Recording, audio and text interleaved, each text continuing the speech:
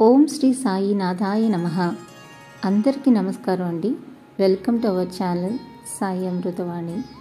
ఎలా ఉన్నారు అందరూ? ప్రతి ఒక్కరూ షిరిడి సాయినాథుని ఆశీస్సులతో సుఖ సంతోషాలతో బాగుండాలని మనస్ఫూర్తిగా కోరుకుంటున్నాను. ఈరోజు బాబా గారు మనకి అందిస్తున్న సందేశం గురించి తెలియజేస్తున్నాను.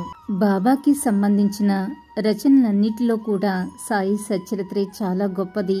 సచ్చరిత్రను పారాయణం చేయటం అంటే బాబా యొక్క ఉపదేశాలు, బోధనలు, నీతుల్ని ఆకలింపు చేసుకోవటమే. ఆకలింపు చేసుకుని మనల్ని మనం సంస్కరించుకోవటం, తన పట్ల పరిపూర్ణమైన శ్రద్ధను, విశ్వాసంతో కూడిన భక్తిని బాబా భక్తుల నుంచి ఆశిస్తారు. నిరంతరం తనని జపించే వారిని సప్త సముద్రాలు దాటిస్తానని, వారి కష్టాలు కడతేరుస్తానని స్వయంగా బాబాయే చెప్పారు. అటువంటి బాబా సచ్చరిత్ర పారాయణం చేసేటప్పుడు ప్రతి ఒక్కరూ కూడా కొన్ని నియమాలను తప్పకుండా పాటించాలి. మీరెవరైనా సచ్చరిత్ర పారాయణం చేసేటప్పుడు పారాయణం ప్రారంభించే రోజు శుచిగా తలస్నానం చేయాలి. గురువారం రోజు ఈ పారాయణాన్ని ప్రారంభించాలి. పారాయణం చేసే సమయంలో ఎవరితోనూ కూడా మాట్లాడకూడదు. పారాయణకి ఆటంకం కలిగించే ఎలాంటి వస్తువుల్ని అంటే సెల్ ఫోను, రేడియో ఇలాంటివి దగ్గర ఉంచుకోకూడదు. సచ్చరిత్ర పారాయణానికి కులమతాలు లేవు, వయోభేదాలు లేవు, లింగభేదం లేదు. ఎవరైనా కూడా ఎప్పుడైనా కూడా దీనిని చక్కగా పారాయణం చేయవచ్చు. కడతీరని సమస్యలతో బాధపడేవారు సాయి సచ్చరిత్రను వారం రోజుల పాటు పారాయణం చేస్తే గొప్ప ఫలితం ఉంటుంది. పారాయణాన్ని పొద్దున్నే ప్రారంభించాలి. ప్రత్యేక సంకల్పంతో పారాయణం చేయదలిస్తే ఆ వ్యక్తి పేరుపై లేదంటే సమస్యను ఉద్దేశించి ఒక్కరోజులో పారాయణాన్ని పూర్తి చేయాలి. గురు పౌర్ణమి, విజయదశమి, శ్రీరామనవమి, దత్త జయంతి బాబాకు ఇష్టమైన రోజులు. ఈ రోజుల్లో కనుక సచ్చరిత్ర పారాయణం చేయటం అనుకూలిస్తుంది. పారాయణానికి ముందు యథాశక్తి బాబాకి నైవేద్యం పెట్టాలి. అలాగే మనలోనే మొట్టమొదటగా అహంకారాన్ని, అసూయ ద్వేషాలను పక్కన పెట్టాలి. బాబా రూపాన్ని గుండెల్లో ప్రతిష్ఠించుకుని సచ్చరిత్రను పారాయణం చేస్తే అభిష్టాలు ఇట్టే నెరవేరుతాయి. పారాయణం అనంతరం సచ్చరిత్రను దానం చేయాలి. వారి చేత కూడా సచ్చరిత్రను పారాయణం చేయించగలిగితే అంతకన్నా మించింది మరొకటి లేదు. మానవులందరికీ కూడా ఏదోకో కష్టం తప్పనిసరిగా ఉంటుంది. కొందరు చెబుతారు, మరికొందరు చెప్పుకోలేరు. కానీ ప్రతి ఒక్కరూ కూడా ఎవరికి నచ్చిన రూపమైన భగవంతుడికి మాత్రం ఖచ్చితంగా చెబుతారు. చేసుకున్న కర్మలు మనవి కాబట్టి సమస్యలు కూడా మనవే. మన కర్మల వల్లనే తెచ్చుకున్నాం. ఒక కోరిక మనకు తీరలేదంటే మీ కోరిక ధర్మంగా లేదు. ఇంకొకటి మన చేసిన కర్మ కరగలేదని నీవు అర్థం చేసుకోవాలి. నువ్వు చేస్తే పూజ భగవంతుడి కోసం కాదు, నీ కోసం, నీ కర్మను కరిగించుకుని నీ కోరిక తీరటం కోసం చేస్తున్నావు.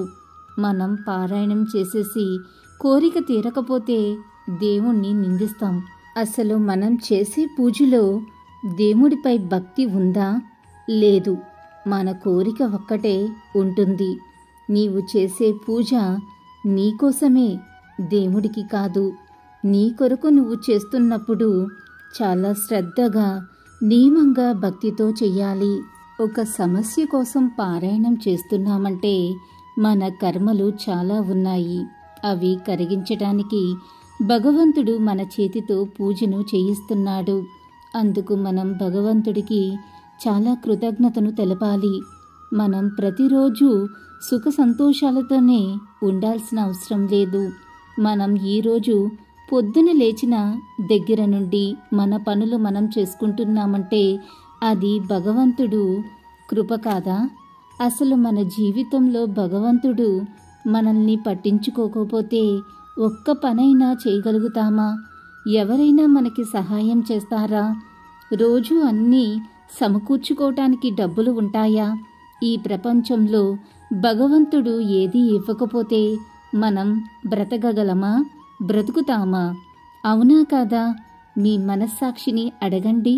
మరి ఆయన నిరంతరం మనల్ని పట్టించుకుంటున్నారు కాబట్టే కదా మనం సంతోషంగా ఉండగలుగుతున్నాము. నువ్వేమీ చెయ్యవు, మా బ్రతికింతే అని నిన్ను నువ్వు నిందించుకుంటూ భగవంతుణ్ణి నిందిస్తున్నారు. ఎప్పుడైతే మీరు భగవంతుడికి పూజలు చేసేసి ఆ పూజకు ప్రతిఫలం సరిగ్గా పుచ్చుకోకుండానే భగవంతుడు ఏం చెయ్యట్లేదని భగవంతుణ్ణి నిందించటం వల్ల మన చెడు కర్మలు ఇంకా రెట్టింపు అవుతాయి. అందుకే మన కష్టాలు ఎప్పటికీ కూడా తీరవు. మనం ఏదైనా ఒక సమస్య కోసం పారాయణం చేస్తున్నామంటే ఎంతో శ్రద్ధ, భక్తి, నమ్మకం చాలా అవసరం.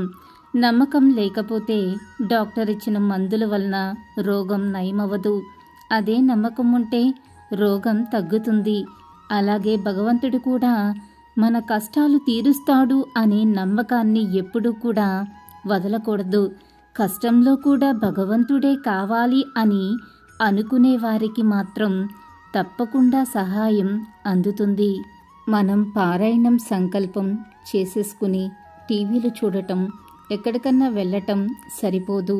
చేసిన 7 రోజులు కూడా పారాయణం మన మనసు చీరల మీదకు కానీ, నగల మీదకు కానీ, ఫ్రెండ్స్తో బయటికి వెళ్ళటం, సెల్ ఫోన్లో మెసేజ్లను చూసుకోవటం, షాపింగ్లు వాటి మీదకు వెళ్లకుండా చాలా ప్రశాంతంగా మనకు ఈ ప్రపంచానికి సంబంధం లేదు అని భావించి ఈ 7 రోజులు అన్ని పనులు పక్కన పెట్టి చక్కగా ఉదయం లేచిన దగ్గర నుండి కూడా రాత్రి మనం పడుకునే వరకు కూడా మీరు చక్కగా భగవంతుడి యొక్క నామస్మరణ, భజన, ఆయన గురించి నిరంతరం ఆలోచించటం, అలా భగవంతుడికి దగ్గరగా ఉండి చెయ్యండి. అప్పుడు మీరు చేసే పారాయణం వెంటనే ఫలితాన్ని ఇస్తుంది. అంతేకాని ఈరోజు చదవవలసిన పారాయణం చేసి వెంటనే సీరియల్స్ చూడాలి, బయటకు వెళ్ళాలి, ఫ్రెండ్స్తో కలిసి ఇలాంటివి చేస్తే మీ కోరిక ఎలా తీరుతుంది?